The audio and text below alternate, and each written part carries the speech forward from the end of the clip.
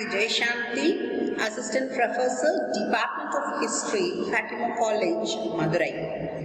Let us see the topic Sources of Ancient India. What were the main sources to know about the history of ancient India? We divided into two broad categories, archaeological sources and literary sources. We also divide archaeological sources into artifacts, coins, inscriptions and monuments. And these also divided into monuments as temples and palaces, buildings, and the inscriptions also included copper plates, etc. And literary sources broadly divided into two categories, indigenous literature and foreign accounts. And it also divided as secular and religious. And as India was a great nation ruled by different dynasties from prehistoric period, Indus Valley civilization, Vedic age, rule of Mahajanapatas and Mauryas, Kushans, Guptas, Rashtrakutas, Rajputs, etc. So each and every dynasty have owned their monuments and that were the important sources for them.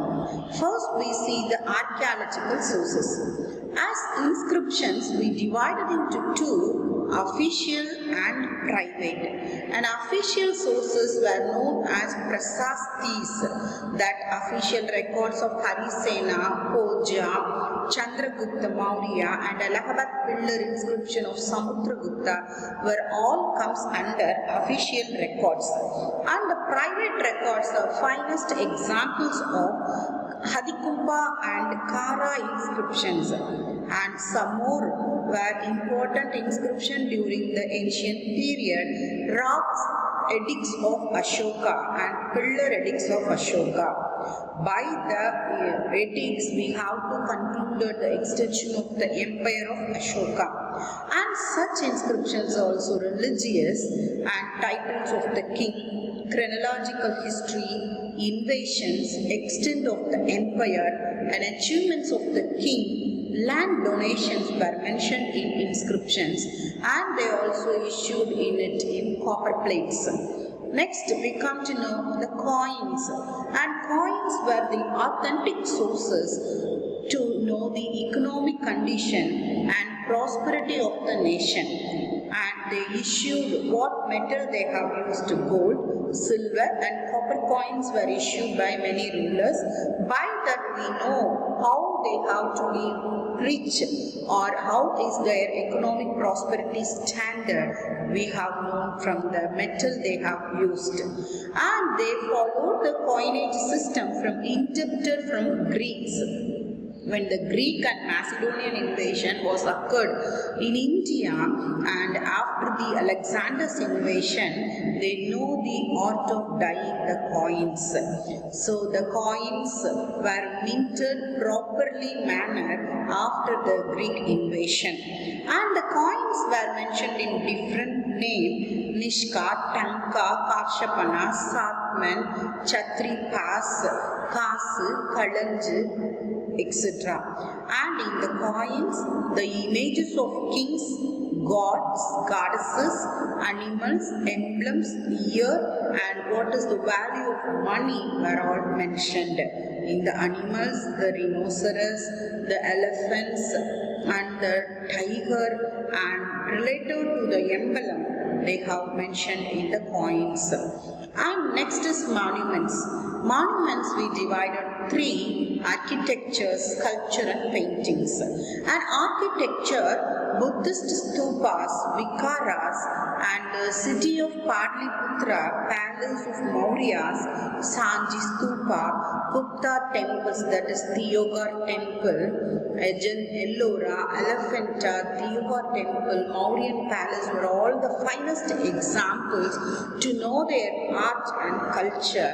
And the sculptures in the seals. In that seals, the yogic posture, the rhino, the elephant and the ship, they are all seen in the seals. And Jain sculptures.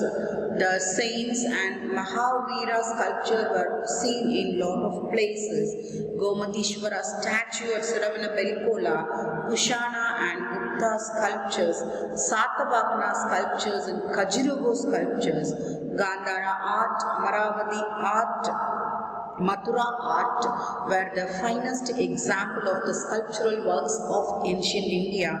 From that sculptures we know about their dressing manners and how they have reacted, and we see the emotions of the people and the social condition also prevailed from the sculptures. And the paintings also resembling the same, especially the cave paintings at Ajanta, Ellora, and mural paintings at temples, and religious paintings were all seen in the temples, and it shown the Puranic stories and the epic stories. Next we come to know about the archaeological antiquities. The potteries the people were used, the seals, especially the Indus seals, the terracotta toys, terracotta ornaments, beads and gold and silver ornaments, urns used for the burial system, and the artifacts, whatever things the men used and they have to be reminded, they were all the antiquities used for the purpose to construct the history. And next is we come to know about the literary sources that we divided into indigenous sources and foreign accounts. As indigenous, religious, secular were divided, and foreign accounts divided into classical sources, that is Greek and Roman sources, and Chinese sources and Muslim traveler sources. Indigenous literary sources. First we see the Brahmanical sources, the important four Vedas, Rig, Yajur, Sama, Atharva, were the main sources to know about the early Vedic age and later Vedic age. Upanishads, that were the philosophies we know from that. Upavedas, that gave the commentary of that four former Vedas, and 6 Vedakas, and 3 Sudras and 18 Puranas, especially the Vayu Purana and Matsya Purana, Vishnu Purana gave lot of historical evidences, and the twin epics Ramayana and Mahabharata were gave the light, they throw the light on the ancient history of India. And the Buddhist literary sources, Jataka tales, gave the 1,000 births of previous births of Buddha, and Tiripidakas, Nikaya, Milinda Banka, Deepavamsa and Raghuvamsa, and Anguttara Nikaya, and especially the Nagarjuna's Prajana Paramitta and Madhya Sutra, Vasubandha's Asanka and Abhidharma Kosha were the important sources to know about the spread of Buddhism in India and how the rulers patronized Buddhism, and we also know some evidences about the history of Sri Lanka also. And come to the Jain literature, there were 12 Angas and Ubankas were seen, and Parishistha Parvana Chandra were the important works to know about the indigenous works of Jains. And the scientific works, Surya Siddhanta, Saraka Samhita, astronomy and medical science were also known from the literary evidences. And the secular evidences, Arthashastra of Kaudilya gave the vivid picture about the administration of Mauryan kingdom, and Niti Sastra of Kamantaka, Mahabhashya of Patanjali, Kalidasa's Malavi Kokni Mitram, Kridarjunyan also gave the clear picture about the ancient society of India. And some chronicles gave the chronological order of the rulers and the kingdom also prevailed in ancient India. Raja Tarangini gave the detail of the history of Kashmir, and Rasmalla of Gujarat and Kirti Kumudini of Nepal history was shown in these chronicles. And the biographies of Ashasharita, Vakpati, Prithviraj, Raso, Hoja and Ramacharita were all given the light of the life of rulers and their achievements and also their country. And these were the evidences that apart from these indigenous primary sources, we also have some literary works. That literature works also belonged to the Jainism, Buddhism and Brahmanism, and they were all in the light of the society.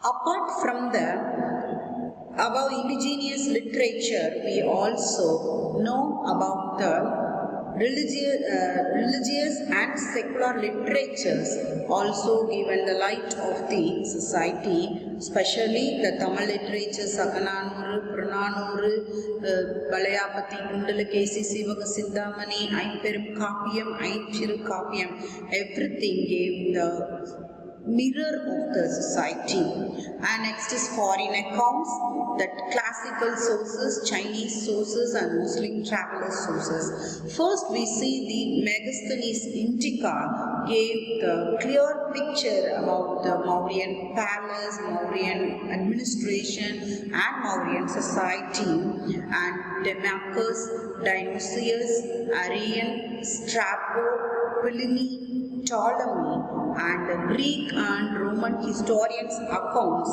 gave the clear picture of the ancient Indian history, and they all gave, like Herodotus mentioned, India in histories, and all the works gave a rule of India, what was there in the ancient period, and how the life of the people were mentioned in their accounts. And they also mentioned about the ports and the foreign trade with the other countries were also mentioned by them.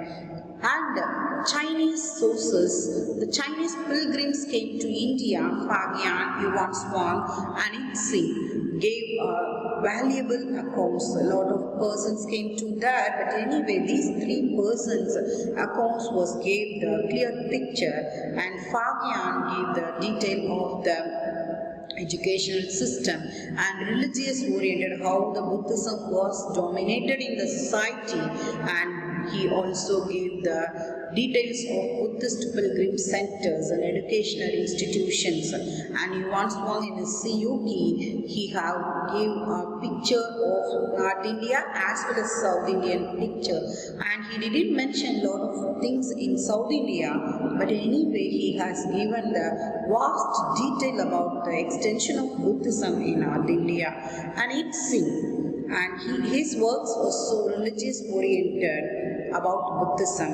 And Muslim travelers were not came in the beginning, most probably, and they were not leave any accounts, but the later part came along with Ghazali, and Al-Biruni, Ibn Battuta gave the details of ancient method of trade, ancient culture and other things in India.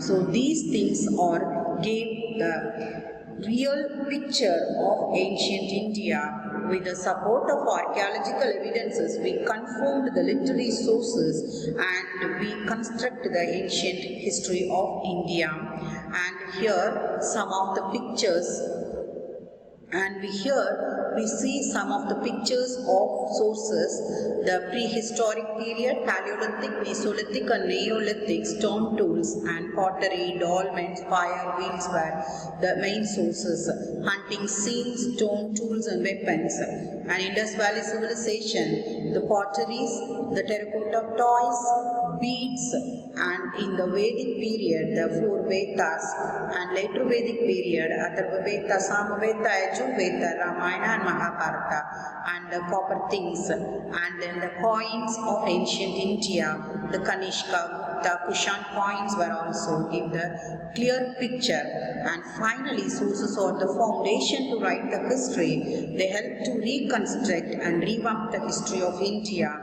We must preserve and protect the sources and save our culture and heritage. Thank you.